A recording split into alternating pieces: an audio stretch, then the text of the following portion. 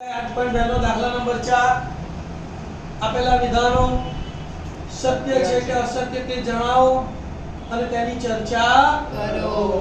પહેલું સૂત્ર છે sin a + b = sin a + sin b. તો આ વિધાન કેવું છે? અસત્ય. કારણ કે એનું સૂત્ર શું છે? તેનું સૂત્ર છે કે sin a + b = sin a cos b + cos a * sin b. જો તમને આ સૂત્ર યાદ ના આવે તો થીટાના કોઈ પણ મૂલ્ય ધારી લેવાના. દાખલા તરીકે આપણે આ 30 ધારીએ અને આ 30 ધારીએ તો 30 + 30 એટલે કેટલા થાય? 60. બરાબર. તો sin 60 ની વેલ્યુ કેટલી થાય? √3/2. sin 30 1/2, cos 30 1/2, 1/2 વત્તા 1/2 એટલે 1. તો √3/2 is not equal to 1. માટે આપેલ વિધાન સત્ય નથી.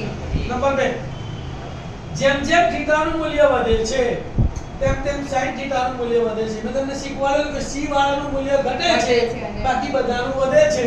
તો અહીંયા sin આવ્યો એટલે એનું મૂલ્ય વધે છે. સાચું છે, સત્ય છે, કારણ કે sin થીટાનું મૂલ્ય 0 થી શરૂ થઈ 1 પૂરું થાય છે. એટલે જેમ થીટા વધતો જાય તેમ sin નું મૂલ્ય વધે છે. નંબર 3, જેમ જેમ થીટાનું મૂલ્ય વધે છે તેમ તેમ cos થીટાનું મૂલ્ય ઘટે છે. તો આ વિધાન કેવું છે? અસત્ય. કારણ કે c વાળા મૂલ્યો ઘટે છે. cos થીટાનું મૂલ્ય 1 થી શરૂ થઈ 0 મળે છે.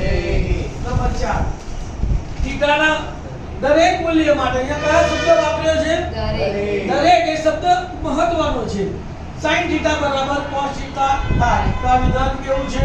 અસત્ય. કારણ કે માત્ર થીટા બરાબર જો 45 આપ્યો હોય તો જ sin થીટા = cos થીટા થાય. કારણ કે sin 45 1/√2, cos 45 1/√2. પણ બીજા કોઈ થીટા માટે થતું નથી. કારણ કે સૂત્ર શું છે? sin થીટા = cos 90 - થીટા છે અને cos થીટા = sin 90 - થીટા છે. એટલે કે આ 30 હોય તો આ 60 થાય, આ 0 હોય તો આ 90 થાય. a = 0 અંશ માટે cot એ અવ્યાખ્યાયિત છે. તો આપેલ વિધાન સત્ય છે, કારણ કે cot 0 નું મૂલ્ય અવ્યાખ્યાયિત છે. Thank you very much. અને ચેનલને લાઈક અને સબસ્ક્રાઇબ કરજો. Thank you.